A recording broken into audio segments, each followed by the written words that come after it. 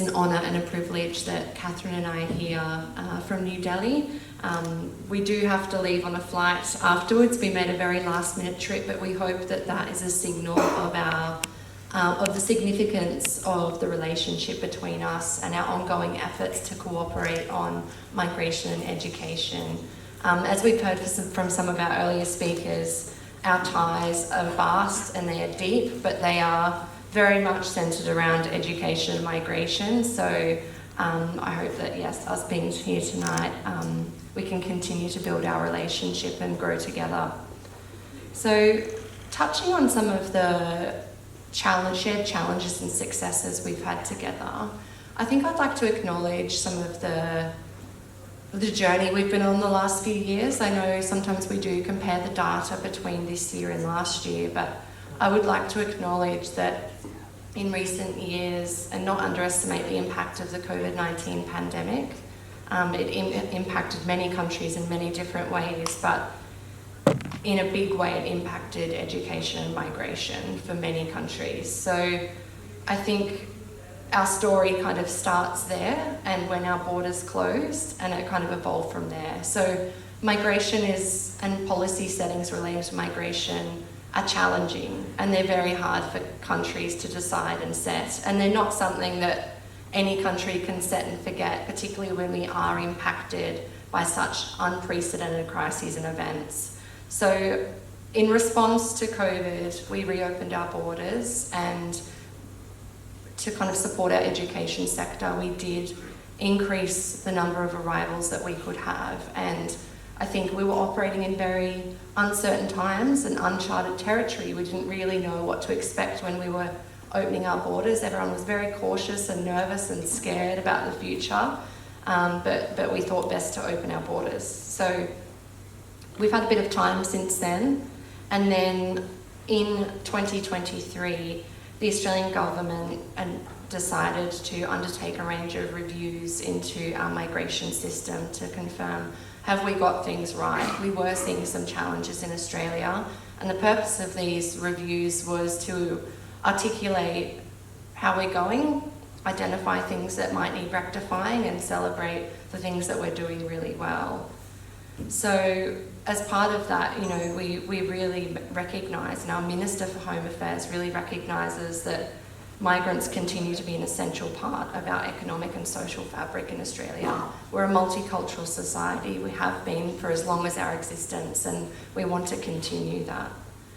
So our migration strategy was released on 11th of December last year, and it really articulates the government's vision for getting migration working for us and working for our partner countries as well, but supporting us to build a system that delivers for workers, businesses, and all Australians. So this will ensure that our migration system is better targeted to build Australia's economic prosperity and security, as well as the migrants that visit Australia. So it's a whole of government strategy, and that means that we've worked really closely with our other government stakeholders. So our education colleagues in particular have been very closely aligned and worked very closely on us building that strategy.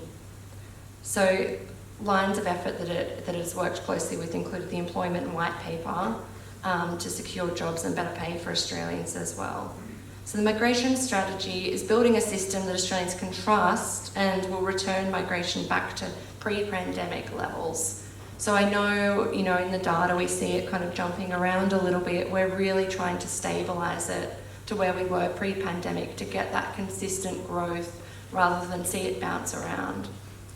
So the migration strategy is drawn on the key findings of the migration review conducted by Dr. Martin Parkinson, ACPSM, Professor Joanna Howe, and Mr. John Azarias, and the 483 public submissions it received, which we've published in April last year. So we undertook a lot of consultation with the public sector, with academia, with a lot of people. It was public, so anyone could put in the submission. And that was really to hear views and take on feedback around our migration system. So some commitments in the migration strategy reflect the government's response to the review into exploitation of Australia's visa system, which was the Nixon review. So in our migration strategy, we incorporated a range of initiatives that go to the heart of addressing migrants' experiences in Australia. There were some concerning things that were highlighted in some of those reviews that we undertook relating to migrants being exploited, and that is something that Australia is steadfast in stamping out and committed to resolving. So a lot of the changes are reflective of ensuring that we have a trusted system that migrants can trust, and ensure that, when you are sending people and your students to Australia, they're going to have a positive experience and they're not taken advantage of. So the strategy has 5 core objectives that are really helping to try and build a more prosperous migration system in Australia. So one of the objectives is raising living standards by boosting productivity, meeting skills shortages and supporting exports. Another one is ensuring a fair go in the workplace by complementing the jobs, wages and conditions of domestic workers and preventing migrant worker exploitation. Building stronger communities is key as well, by better planning for sustainable migration and giving migrants the opportunity to invest in their lives in Australia through permanent residence and citizenship, so providing clearer pathways to those who wish to stay in Australia. Strengthening international relations, of which Nepal is key, by building stronger economic and social connections with our regional neighbours and international partners. And making the system work by being fast, efficient and fair for migrants and their employers. We really want to get our approach right, particularly when it comes to processing visas, ensuring that there is a fair outcome for applicants. So the migration strategy will in turn remove barriers in the system that prevent highly skilled migrant workers from coming to Australia. Skilled migration reforms will better connect skilled migrants to Australia's skills needs, helping to reignite productivity growth, which will ensure rising living standards, business growth and better wages. And really important for this group, the student visa reforms will ensure that genuine high quality students and education providers have access to Australia's world-class international education sector, and restrict onshore visa hopping that undermines system integrity and encourages people who have studied in Australia to return home after their studies and bring that knowledge and experience back to Nepal and other countries. So really, a lot of the measures that we're introducing go away to addressing gaps and weaknesses that provide opportunities for exploitation of vulnerable migrants and undermine social justice and public trust in our migration system. So we're working really hard to restore that trust.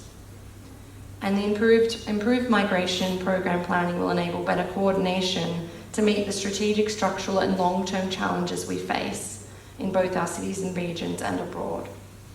So there are a range of actions under our strategy, and I won't go into each one specifically.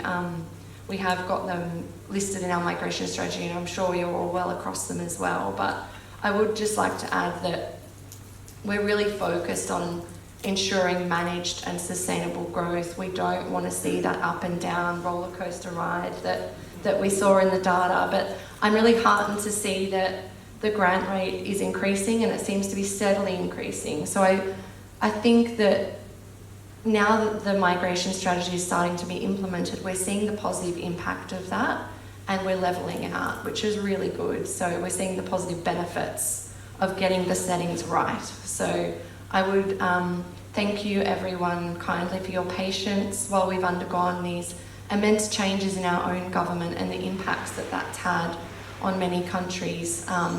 These changes are being applied globally. There is, it's a country agnostic approach. No country is getting a better or worse deal than anyone else. So we're all on this journey together, and I'd just like to repeat my thanks to you and for our close relationship, and being here I hope is a signal that we will be back, we will visit. We're trying to have more face-to-face interaction as well, and we really appreciate hearing your concerns and challenges and also hearing the successes as well. So thank you again.